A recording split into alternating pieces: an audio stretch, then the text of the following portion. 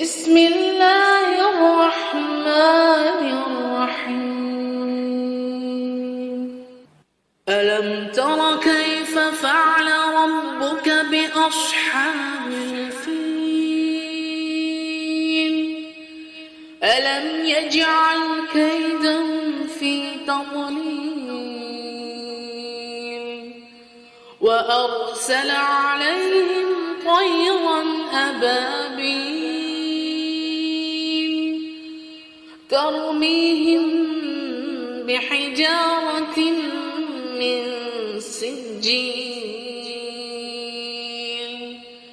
فجعلهم كعصف مأكول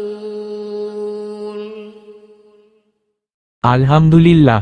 আসুন এই সূরার অর্থ জেনে নেই। ১. আপনি কি দেখেননি আপনার পালনকর্তা হস্তিবাহিনীর সাথে কিরূপ ব্যবহার করেছেন? ২. তিনি তাদের উপর ঝাঁকেও ঝাঁকেও পাখি প্রেরণ করেছেন। ৩. যারা তাদের উপর পাথরের কঙ্কর নিক্ষেপ করছিল। ৪. অতঃপর তিনি তাদেরকে ভক্ষিত তৃণসদৃশ করে দেন। এটি ইতিহাসের এক মহান শিক্ষার প্রতিচ্ছবি, সূরা আল ফিলের ঘটনা।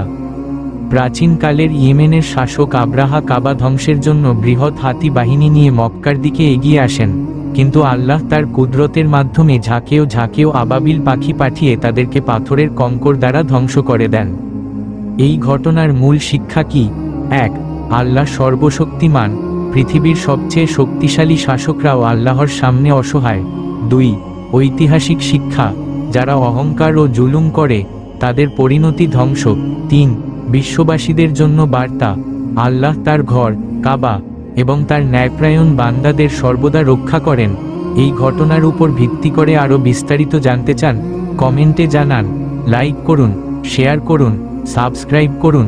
নলেজ আলটিমেট চ্যানেলে নতুন ভিডিও আসছে, লাউড স্পিকার থাকুন সাথে।